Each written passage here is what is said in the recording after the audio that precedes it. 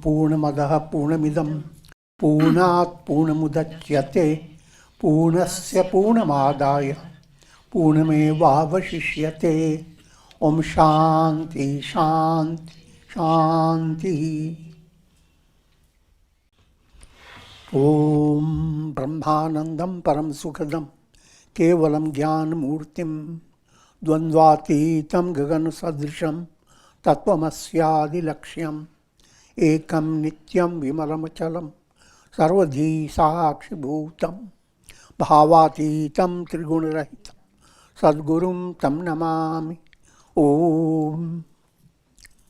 Adoration to Sadguru, who is Brahman, the giver of supreme bliss, embodiment of pure consciousness, one without a second, vast as the ether, infinite, eternal, beyond the three gunas and their modifications, the supreme preceptor.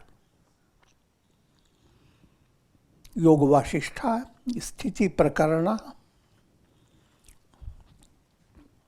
and section is 19. And the topic is the same old topic.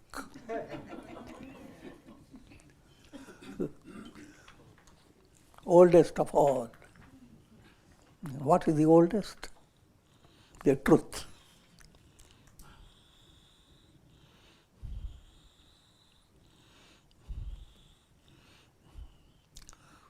There are two types of old. Old in the realm of time. An old that strips the time off. That sheds the time, transcends the time. So that old is the topic of Puranas, the ancient teachings.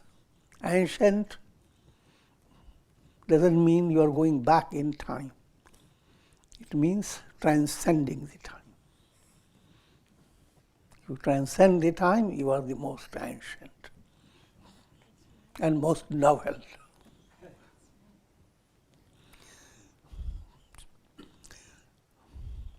Sri Rama asked, O sage, what brings about the intensification of worldliness in one's consciousness? And what keeps it in a simple, pure state?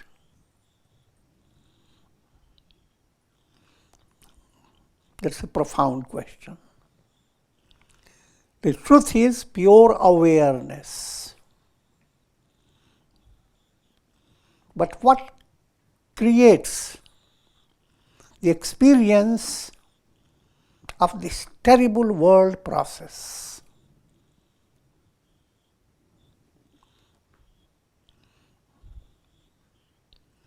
Let me first explain in an allegorical way. Pure awareness and awareness expressing in three stages within your body. They're called lokas. Practical world, the world of practical reality, that's awareness experienced by your senses and mind. The world of feelings, sentiments, which is your bigger world. Figure that out. It's much bigger than you can imagine. The whole world will not fit it. Will be simply a drop compared to your world of your feeling. That's called bhuva. Bhuvarloka. That's awareness, pure awareness expressing through sentimental aspect of your mind, feelings of your heart. Same awareness expressing through your intellect and through your understanding. Intellect, ego go together. But in that level, what happens? You develop awareness that expresses in the form of how you understand yourself, others. That world of understanding is much bigger than even the world of sentiments.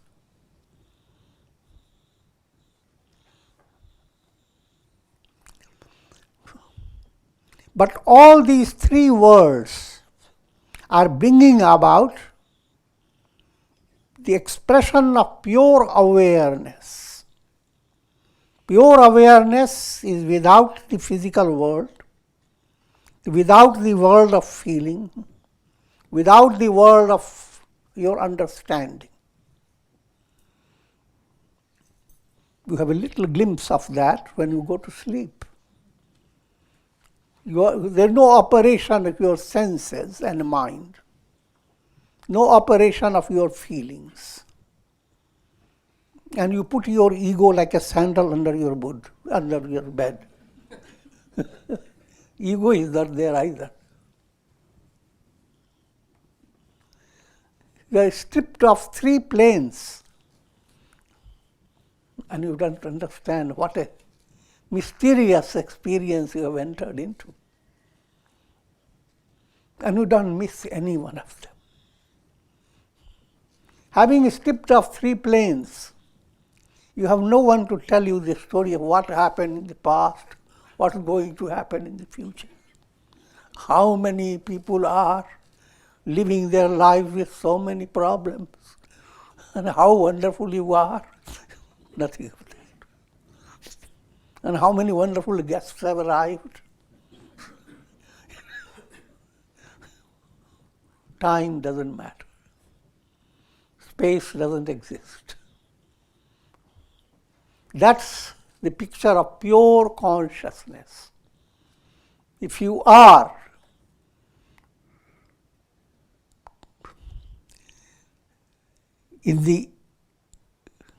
at your core level of your reality, the reality behind all, is pure awareness called Chaitanya.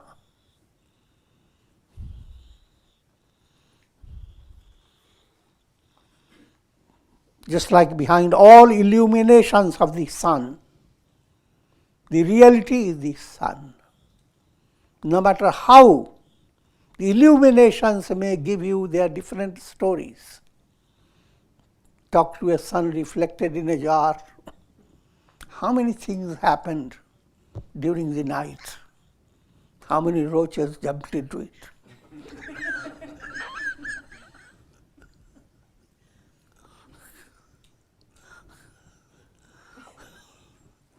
Amazing, countless problems. But all these problems are not the truth. They are truth being refracted through illusion. Truth is a sun. Sun didn't undergo any problem. But that is the subtle reality behind every individual. When you look for who am I, the real I am, not the legal I am, that requires only your identity. But sometimes people lose their identity, and they are in big trouble. Your real identity. Who am I? And that you can discover by yourself. Nobody can extract that identity from you. Look, show me your identity. You have to realize, who am I? And that's the subtle purpose behind human existence. That's the essence of all religions. I am, that am I.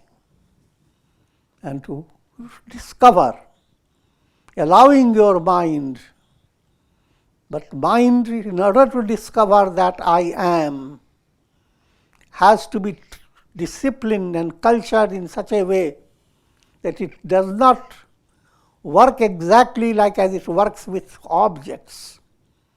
You want to understand a mango. Now you have to have a concept of weight, concept of size, concept of form, taste, and so forth. But if you are looking for experiencing Brahman, Brahman is not like the mango.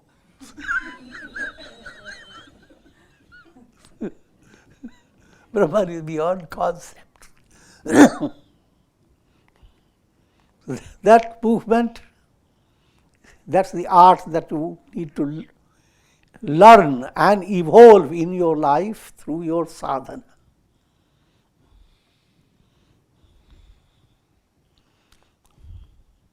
That's what Rama has asked. What causes intensification of worldliness in one's consciousness? That consciousness which is pure, absolutely free from this world process. But what makes a person become so intensely involved with the idea, this is the world you live in, the world where you have physical body, your mind, your senses, and that's not enough. There are countless living beings, and you are interacting relation between yourself and other beings, not only just human beings, even with bacteria. There are good ones, there are bad ones.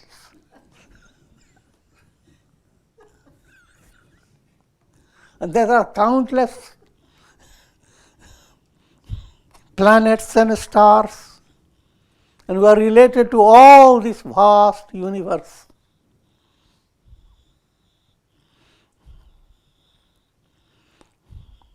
But that's not the picture of pure consciousness. Pure consciousness blended with projections of the mind, that's what gives you this description of the world in so many ways. So when you look for who am I,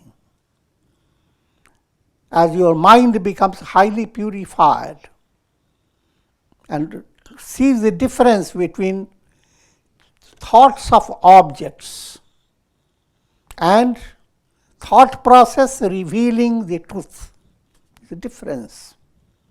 Therefore, you need to do japa, meditation, practice serenity. In that process, there is a revelation. But if you are eager, too agitated, who will tell me about Brahman? How does he look like? Suppose he appeared, what should I ask him? I'm making a joke out of it. The human mind goes on working in that direction. And to some extent it is allowed, as long as you understand they are all supports for your meditation. Think of God with form and name, it supports. When you really enter into meditation, there is no name, no form. I will not let you lead you that way so much, but all this is implied in this study.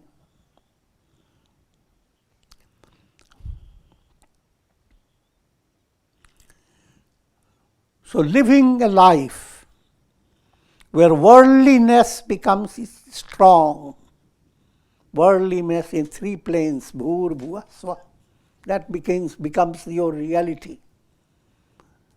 Or living your life where worldliness becomes like soft, fleecy clouds fading away in the vastness of the sky.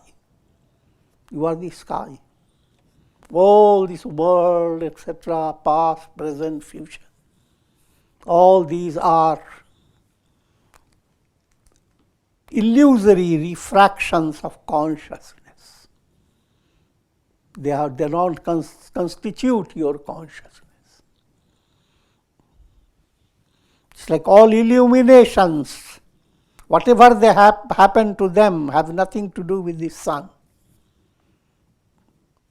All the clouds, no matter whatever happened to them and whatever drama, nothing touches the sky.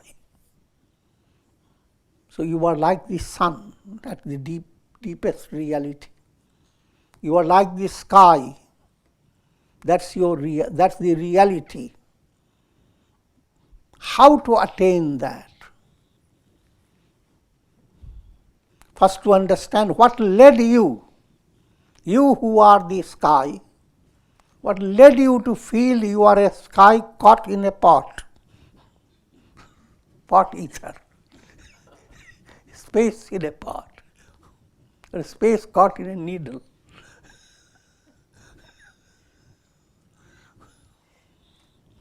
How can there be division in that space? What made you develop the feeling, I am an individual soul, I am a jiva, and so forth?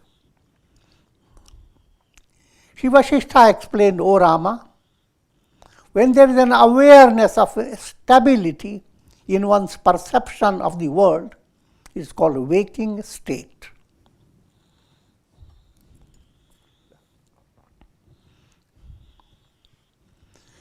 But when there is an awareness of its instability, it's called dream state.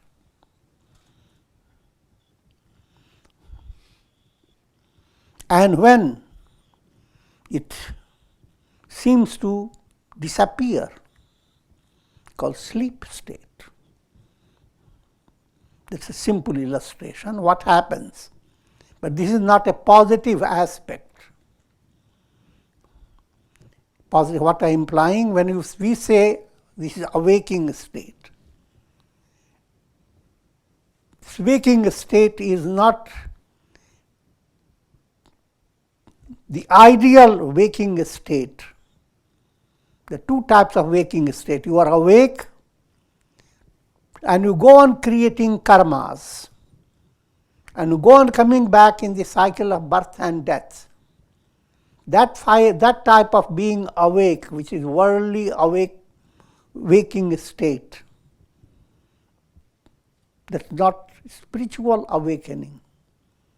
Spiritual awakening, when you develop aspiration for spiritual evolution, aspiration for enlightenment, that life has a purpose, and the purpose is not nowhere in the world to be found. The purpose is an internal revelation. Who am I?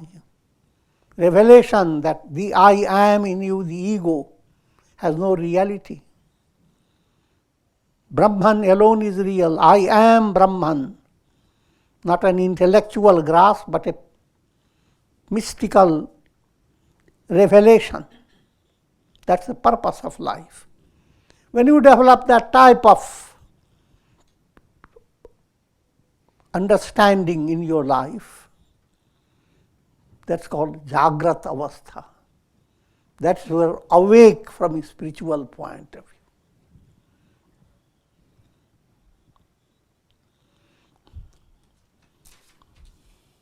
But before I go into giving you the positive counterparts, follow the simple experience that you have.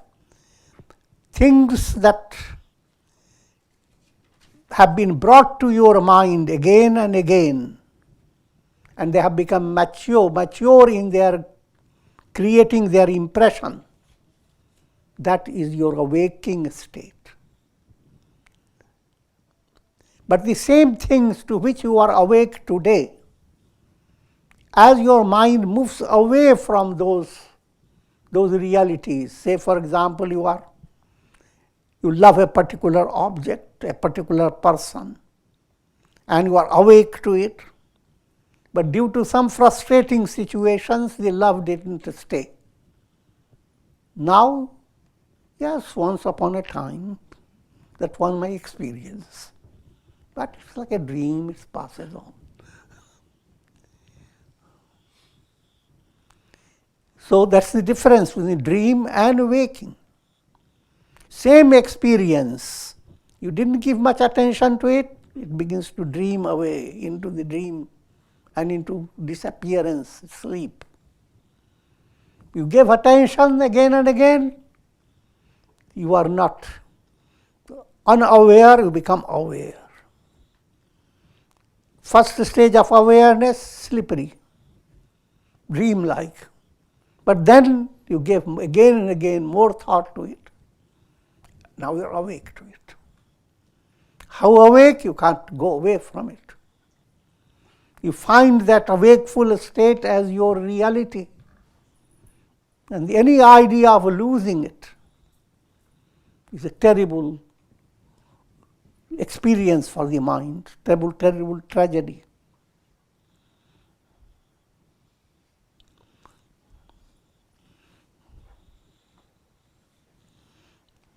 Now at this time, let me also explain to you. This is a normal experience of waking, dream, deep sleep. Supernormal, waking, you become aware that you live for attaining enlightenment. Now as you advance, the world that was restricting you has become flexible. You begin to realize you are not being restricted the way you thought. Forces of darkness do not restrict you. If you bring light, the darkness is not there. So now the same world, you are viewing it like a dream. That means you are spiritually advanced. You view the world as a long dream. Don't consider it as real waking world. And your goal becomes to be stripped of this world as if in profound sleep. The state of absolute realization is like profound sleep. That's called samadhi, mahasamadhi.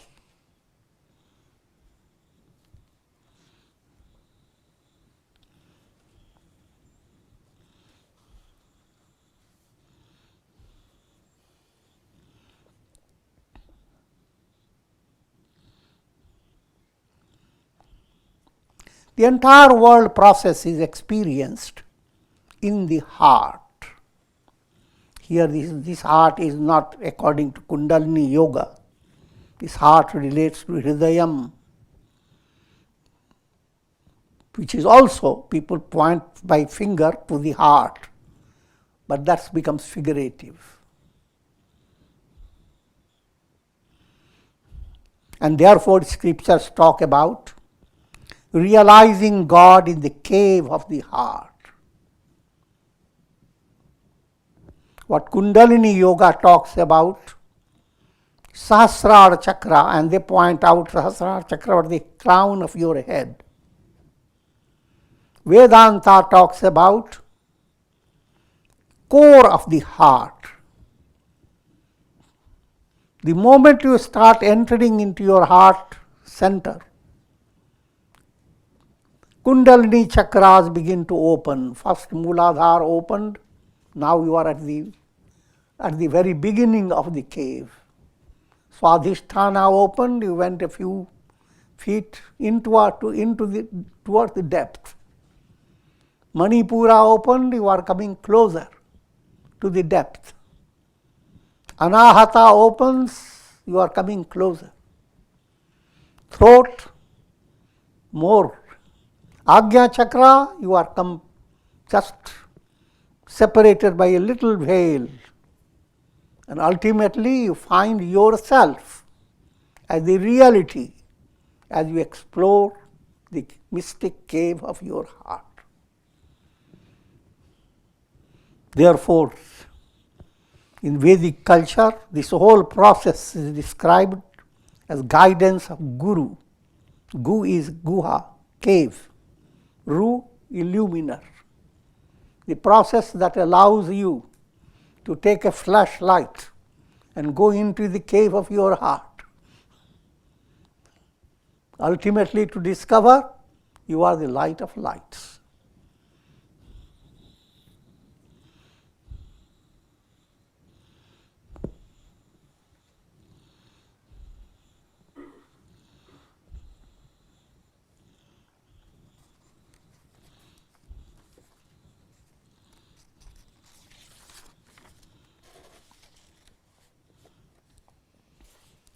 Both the experiences of dream and of the waking world are modifications of consciousness through the subtle desires of the chitta. Now let me explain that point.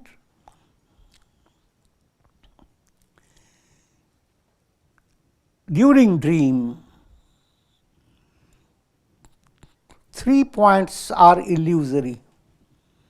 3 components of your dream: the dream subject, the dream world, and the dream experience of pleasure and pain. But you don't mind.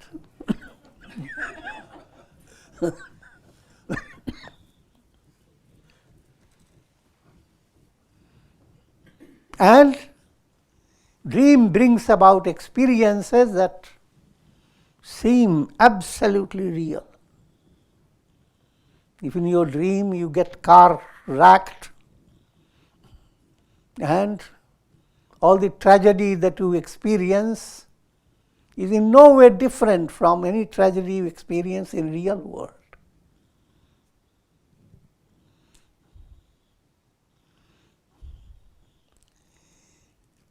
But what's the difference between the dream world and the real world? Both are made up of the same illusion. The dream is little immature. Waking is mature. What gives maturity? Mental attention. Same thing you are thinking of, and you have not given attention to it. You have thought about it, never acted according to help it, but simply brought in your mind and went from one ear to the other, and from your head slipped away. Then it is like a dream experience. But when you allow it to become day by day your reality, then it becomes waking. Let me give you a more precise way to understand. Karmas sometimes are in immature level. They have been just created karmas by your thoughts, by your ideas, by your imagination, but you have not given much practicality to it. Those karmas will operate in dream state. Now the karmas that you have created, which are mature, you didn't just think of doing it, you actually did it. You didn't think of just writing a nice letter. Or rather, I'm talking about the bad letter. And you created in your mind, you wanted to do so many hurtful things, but you didn't do it. So therefore, the karma you have generated will appear in your mind in dream state like a short little dreams, disturbing type, and they will go away. Put it in more simpler way to understand.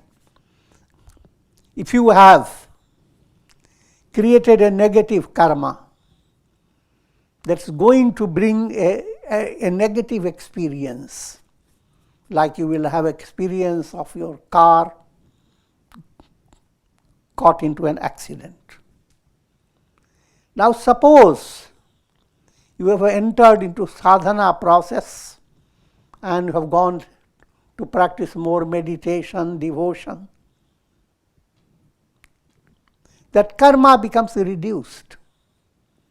Now what happens? On the day when your meditation was very successful, you have a horrible dream.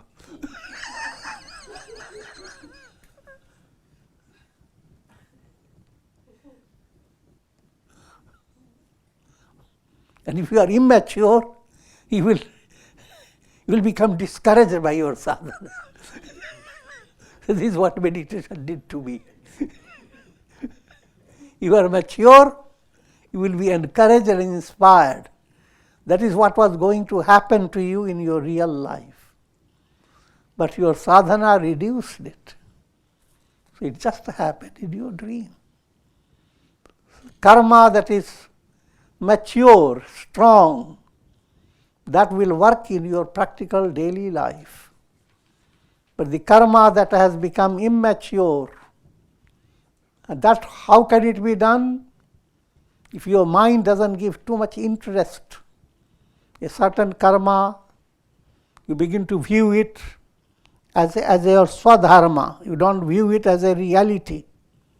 But you are a channel of God and you are performing your duties. You work in the kitchen and you don't hold the kitchen in your mind and in your heart all the time.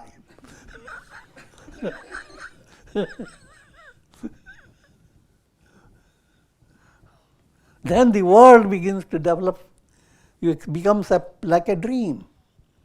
Same experience that turns into waking state, very real, turns into fading state, like a passing dream. All is a magic of mind.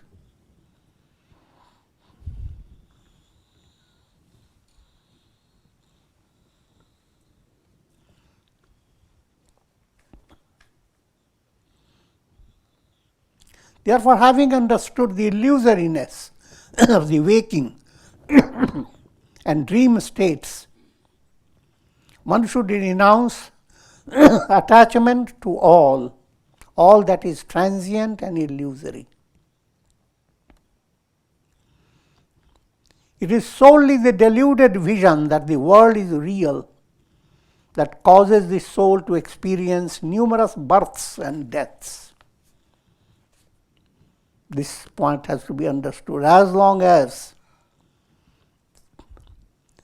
your mind has not understood that what you really want in this want for yourself is happiness. And put it more extensively, you want to hold on to this profound truth, Sat Chit Ananda. Deep down, every soul has the urge to experience absolute existence. The idea that of mortality is not deep-rooted. Therefore, all animals and birds, in their mind, they always want to run away to prevent death. No one wants to die. No one believes in death. A deeper core of their heart. Because the reality is you are Sat. You are immortal. That's the reality. Next aspect of the reality is pure awareness. Everyone wants to experience more and more. So many times have come when all your senses and all your nerves have been fed with best or worst of all experiences. But there is no real satisfaction. You are planning to go somewhere else. Looking at Google for more pleasure centers.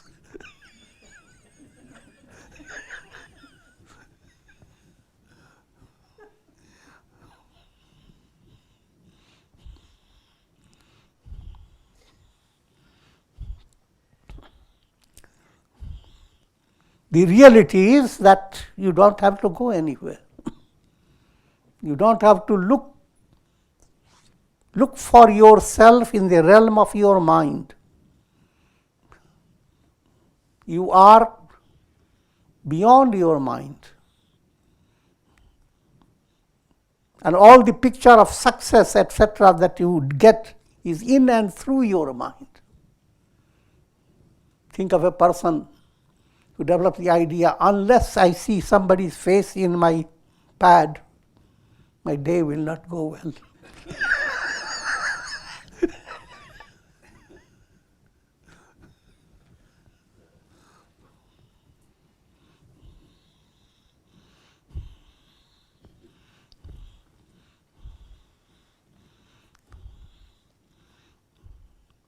And happiness. Everyone wants to be happy.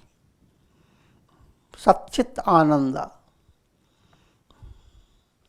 And that happiness is not possible. Whatever happiness you experience in the world is a reflection of happiness, not real happiness. The difference between pure honey or a good artist makes the honey look in the picture. Precious. But there is a big difference. In other words, all mental concepts, you go after concepts of your mind. You are going after shadows, not reality. Reality is ever existent. Your mind cannot create it. In the world of karma, you have to always be active, because yesterday is gone. Today has its own problems. Face it. Don't worry about tomorrow, it's coming.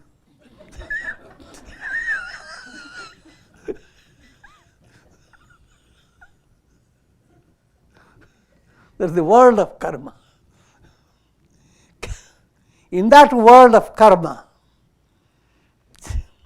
you can never find absolute happiness. But the world of karma is not deeply involved in your consciousness. Your consciousness is operating through your mind, just like the sun operates through the cloud and turns into rainbow, creates different type of illuminations. All those, and if the cloud becomes so interested in those illuminations, I will hear and be in the sky, dance in it, to look at the rainbow. Literally, it is a good idea, poetic. But practically, it is foolish, impossible.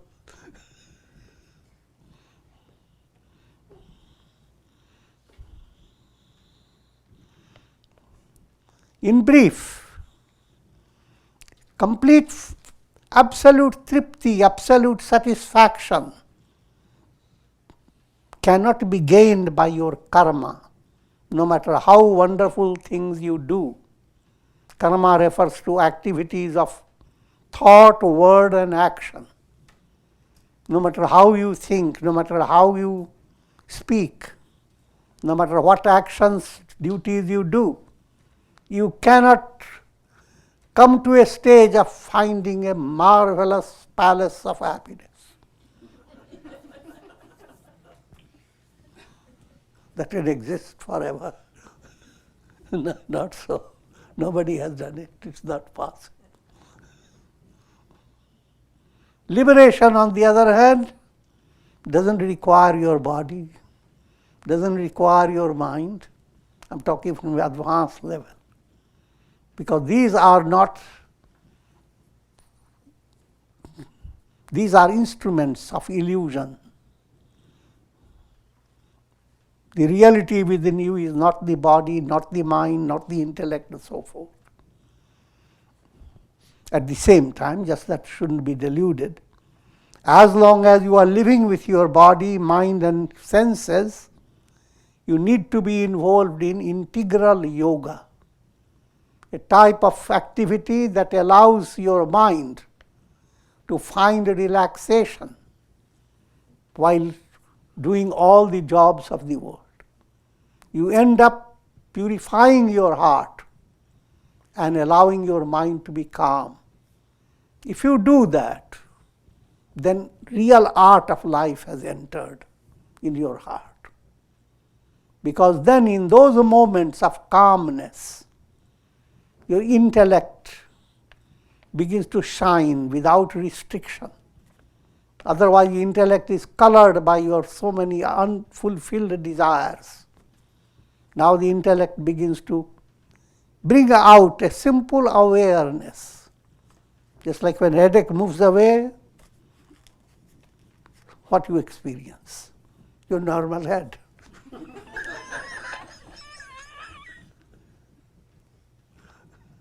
So, with purity of intellect, what's normal? It is nirmal, where malas don't exist. All impurities have moved away. When clouds have moved away, what is there? The sun, the pure sky. You didn't create it, just remove the malas and discover the very same that you have been working for to have happiness, to have a stability, to have more knowledge, Satchit Ananda. You are the repository of all that in a very profound way.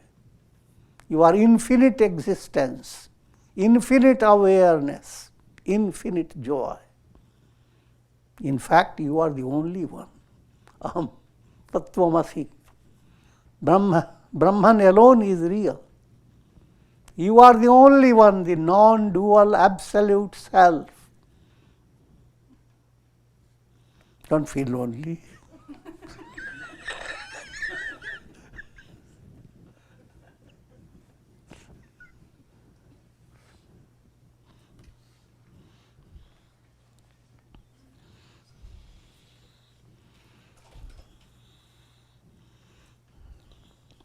Therefore, having understood the illusoriness of the waking and dream states, one should renounce attachment to all that is transient and illusory.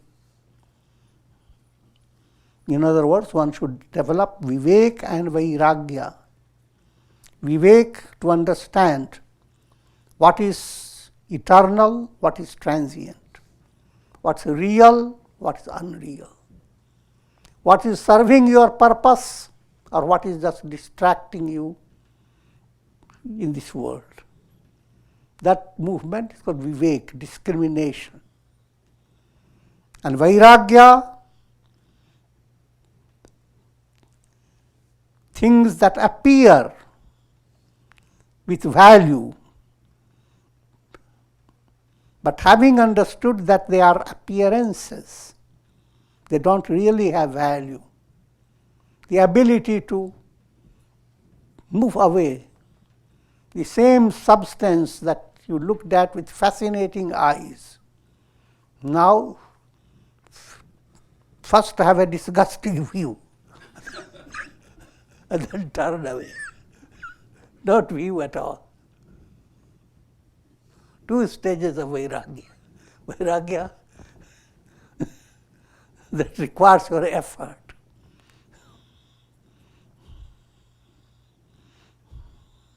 Yatamanam. You look at so much ugliness, your eyes don't want to move away. You want to hate. But how could you hate unless your eyes and teeth are facing the object you hate?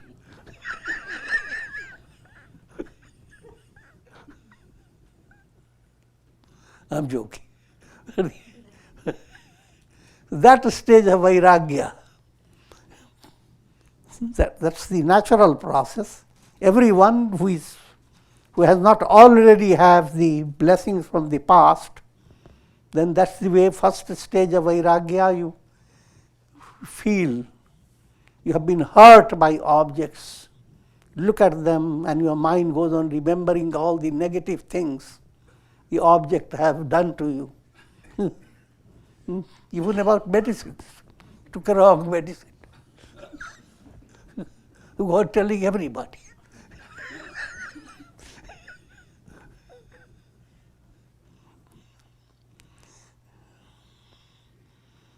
the yatamanam. But as you get further maturity, you don't go on holding on grudges against so many things. If simply your mind moves away. But this movement is vyatirekam, which means in degrees, depending upon your level of evolution and purity. Some situations, some objects, you are detached. Some things you are not detached. Think of even ordinary illustration. People who are on diet, but when chocolates come before them,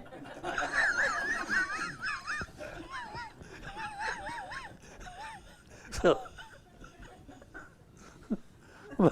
but with further discipline, you note in your diary a success in your son. Previously, you chewed up 15 chocolates. Now you take only one as a prasad.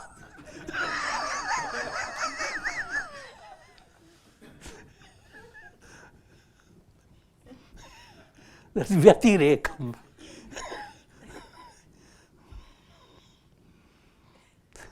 The next stage is called ekendriyam. Become more mature. It's just a matter of mind. Mind has understood it, and that's enough. Understood this is not what you want. You look at the whole shimmering water and you are thirsty, and then suddenly realize it's a mirage you are looking at. Then that's all. Then simply enjoy it. How wonderful God's creation. But don't go after drinking for it. When that has come, it's called ekendriyam. When it matures, called vashikaram. Your mind remains completely under your control. So far it's called aparavairagya, lower dispassion. Higher dispassion is the goal, paravairagya. Paravairagya means you have no need to go away, no need to remove. If you are dreaming a horrible dream, first stage, a discovery in your heart, it is a dream. All this is not real. That's a big solace. But the reality is you wake up from your dream. Nothing of the dream is held in your consciousness. Paravairagya is absolute deletion, negation of the three worlds, bhurloka, bhuvarloka, swarloka. Again, you have to understand these are all allegorical writings. Sages are endowed with paravairagya. In their heart, the world doesn't have the same substance as others have. In other words, if someone attains paravairagya, that doesn't mean the world moves away. In his consciousness, it has been deleted. But in the consciousness of others, the world continues. The world is not a reality. So if someone has cut down his world, that doesn't make any change in the case of those who are attached to the world.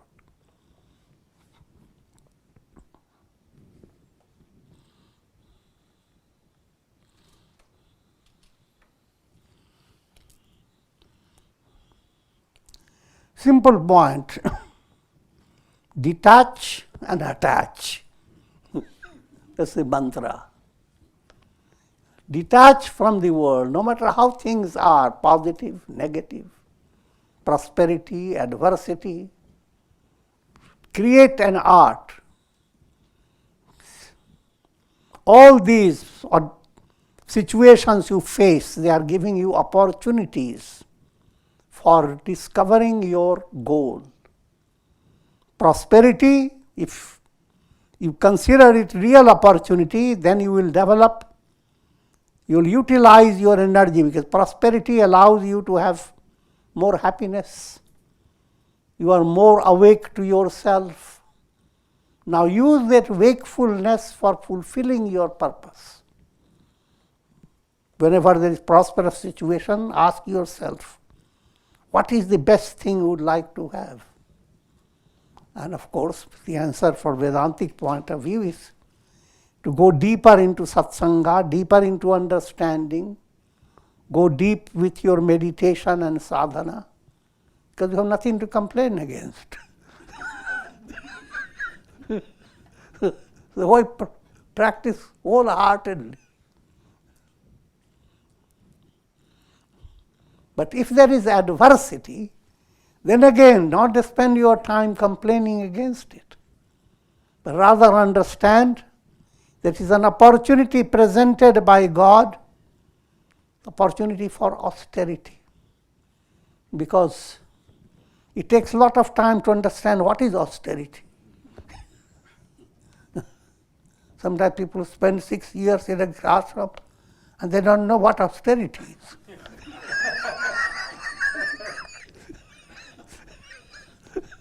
I'm joking.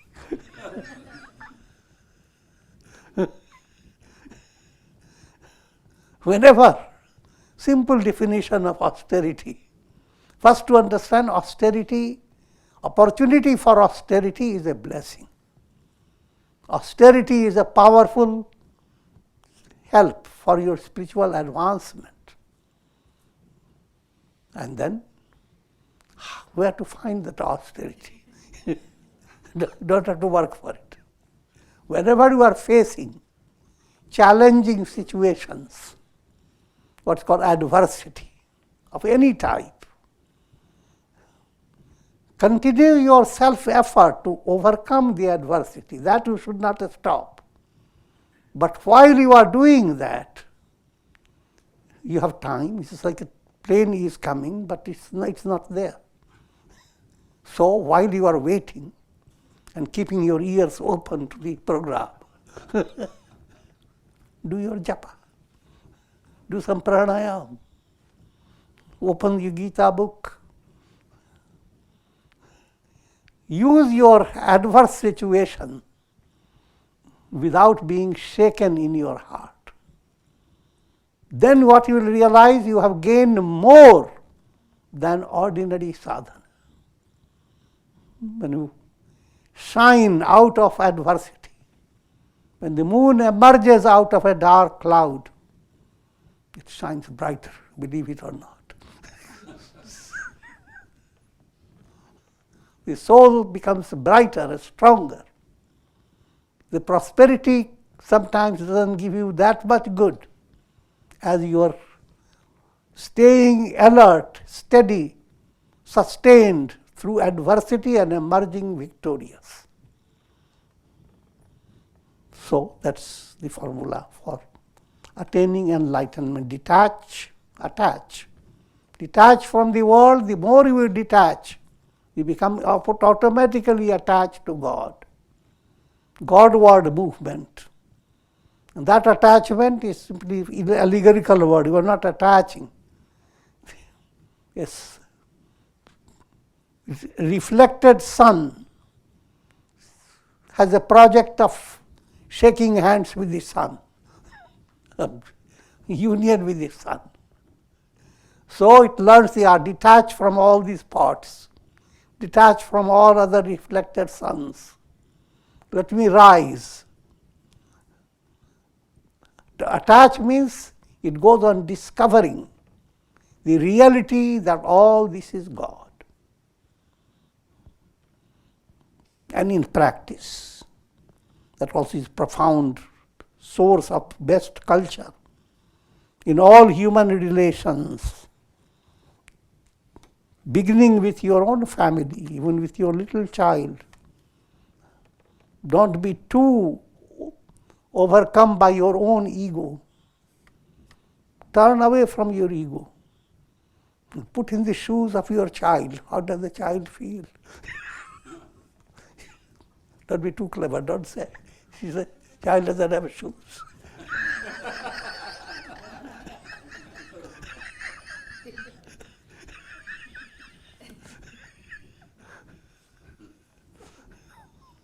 When you develop that attitude, your love is not moha-based.